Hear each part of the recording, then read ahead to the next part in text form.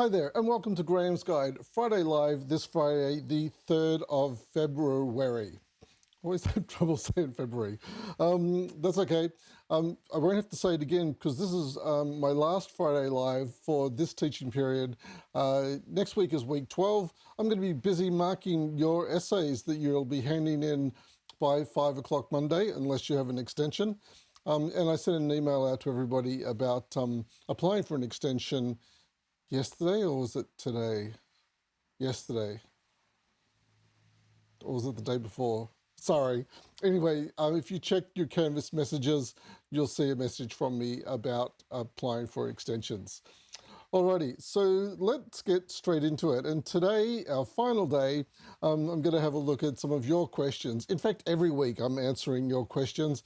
Before I film my Friday lives, I go through all the discussion boards and look for the most prominent questions that are popping up during the week. Sometimes not the most prominent, sometimes ones that are a little bit,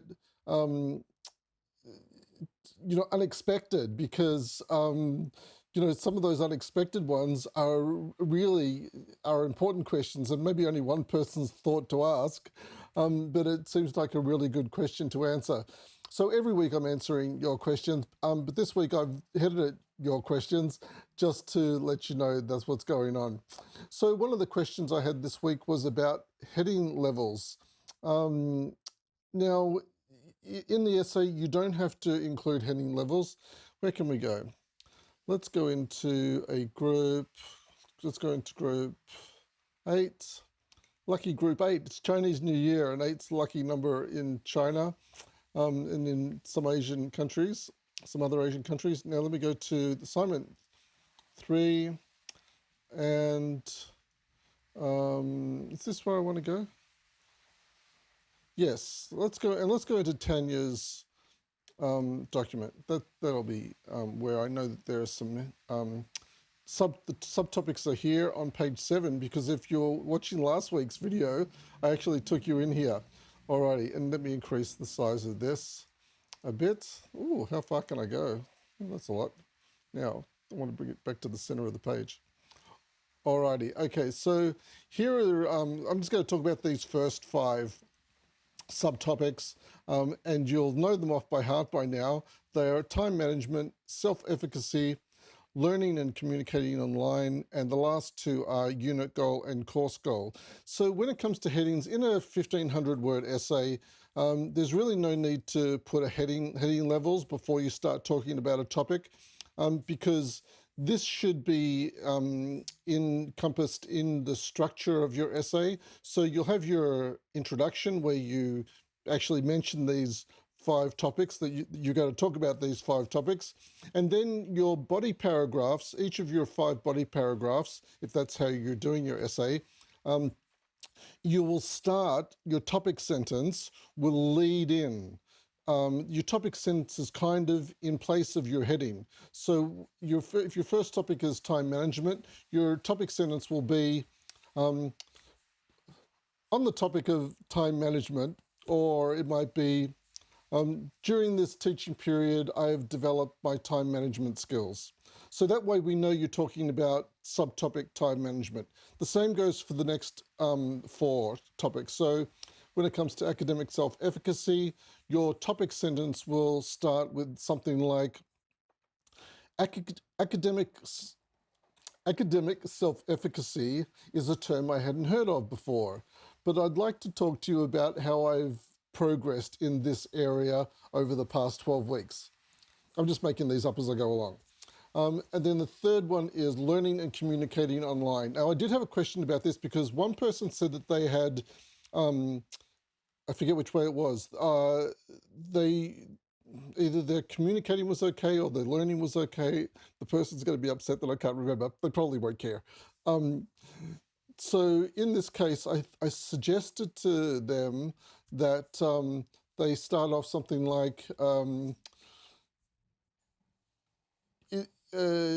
learning and communicating online. What was it? I really should have looked that up before I started this video. Let's just go with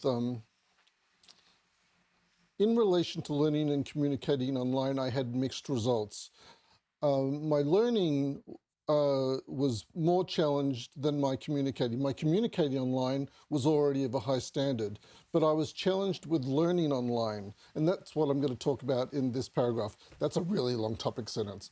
Okay, so the topic sentence that I gave him was nice and short. I'm not going to look it up, but it was something like, I have developed my learning and communicating online in this teaching period has had mixed results. My communicating online was already well developed, but I was challenged by learning online, and that's what I'm going to talk about. All right, so that's two sentences. So you can have a topic sentence that covers two sentences, and there it is. Unless you can put it together in one sentence, which is fine. And I actually did do it in one sentence. I just can't remember what it was. All right, so then your next one would be unit goal. So that's pretty simple. You can just start in regard to my unit goal, blah blah blah, or in this unit, in this past teaching period, my unit goal was to develop my academic writing and research skills. So that's your topic sentence. So you see how you don't need a heading. If you've got a strong topic sentence, you don't need a heading. And finally, your course goal.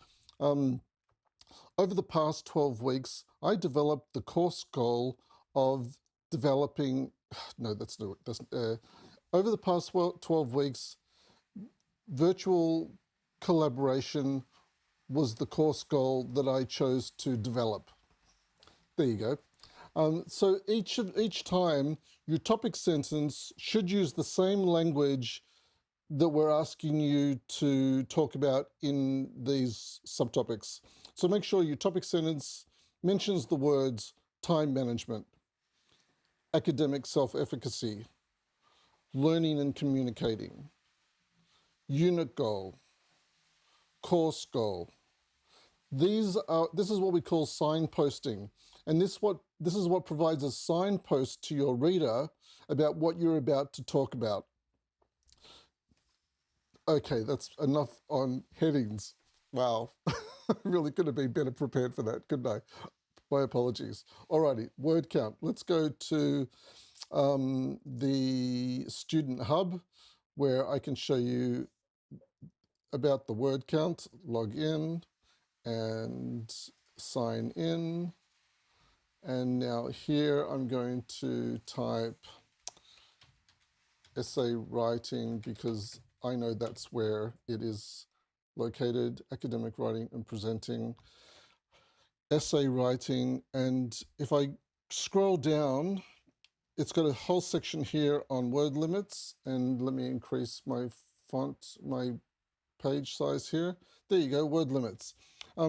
What is the word count? And it tells you exactly what that is. And it says here that you are permitted to be above or below the word count by 10%. When what's included in the word count includes everything in the main body of the text. And that includes headings, which you probably won't have. Now we've had that discussion. It includes the tables. It includes your in-text citations, but it does not include your reference list. And if you add an appendices, it wouldn't include that either. So, for example, if you do a screenshot from the discussion boards because you want to provide an example of a discussion, you could probably put that screenshot within your body text, but if you wanted to, you could refer to it as an appendix item, which you put after your reference list, and you'd start a new page, headings, appendices, and you could have the screenshot of your discussion board conversation there, if you wanted to, and that might be in relation to talking about virtual collaboration, because maybe you successfully virtually collaborated with one of your colleagues in the discussion boards, and you want to provide a specific example of that conversation, well, then you could put that as an appendices or you could put it in the discussion. This is probably more information than you need. Let's move on to the last one, which is Yerkes Dodson. I had a question about Yerkes Dodson because there's not, in the reference list for this unit, Yerkes Dodson is not there. So where am I going now? Let's go back to group 8, because lucky 8, and into the assignment 3 Q&A. I've just posted, before I started recording this video, oh no, I did it yesterday. Let me have a look. Yes, so just go to the, how do I do this? I'm just going to press end. If I press end, I go to the bottom of the page. And yes, you can see here, Yerkes Dodson. And that's that question there. Alrighty. And now I have to